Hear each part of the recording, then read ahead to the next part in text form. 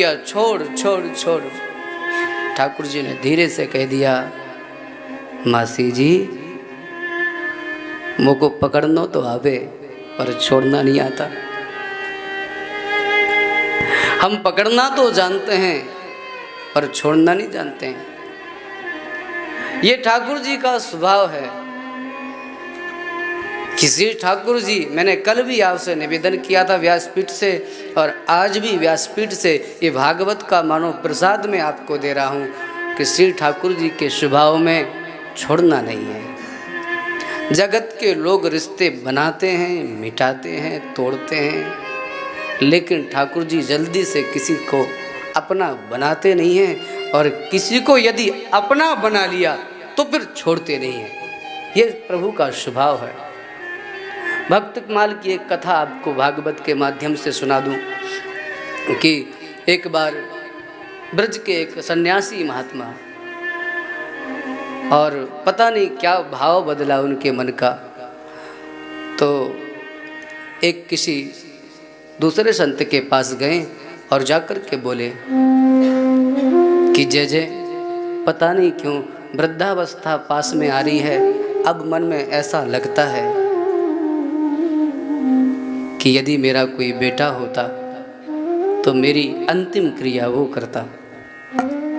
महात्मा ने कहा कि अब तुम सन्यासी जो ठहरे, तुम्हें बेटा तो कहाँ से मिलेगा, लेकिन जो सबका बेटा बन जाता है, सबका बाप बन जाता है, सबका सखा बन जाता है, जो इससे जो रिश्ता बनाना चाहे उसका वह वो बन जाता है, तो मेरे पास एक उपाय है, मैं गोपाल जी को तुम्हें देता हूँ, इनको अपना बेटा मानो।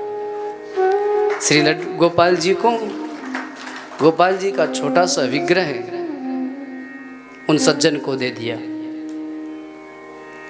वो महात्मा गोपाल जी की सेवा करते, रोज स्नान कराते, वस्त्र पहनाते, चंदन लगाते, माला पहनाते, और रोज एक ही प्रार्थना करते, लाला जब मैं प्राण छोड़ूं ना तो मेरी अग्नि देने के लिए तू आना, मेरी अंत्येष्टि क्रिया करने के लिए तू आना। एक बार कुंभ लगा, और कुंभ के समय में कुछ संतों की टोली आई, और संतों ने कहा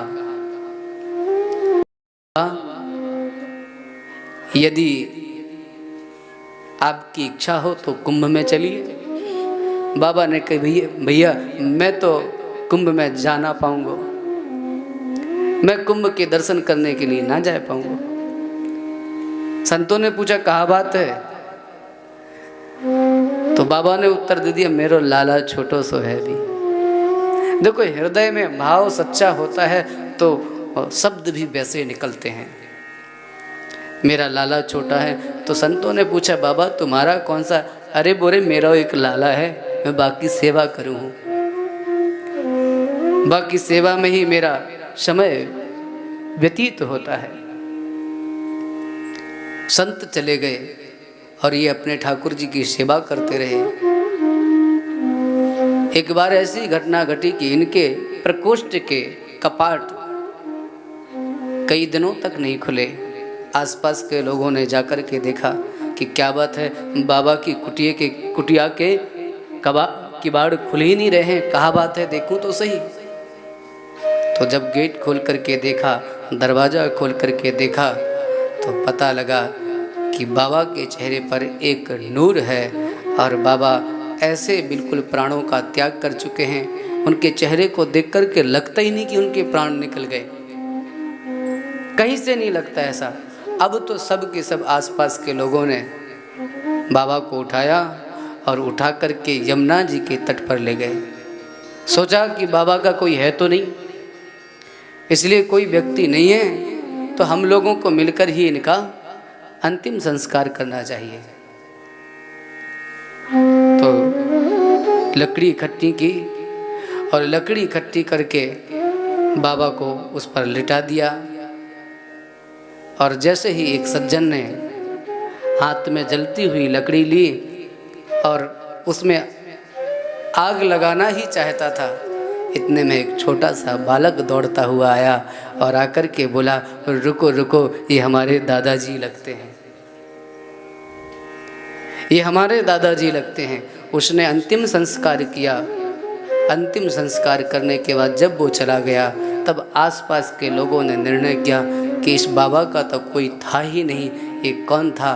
तब पता लगा कि जिसकी ये प्रार्थना करता रहा वो ठाकुर अंतिम संस्कार करने के लिए पहुंच गया। ये है गोपाल जी का। हम संसार के जो बेटे बेटियां बनाते हैं वो समय पर पहुंचे या ना पहुंचे,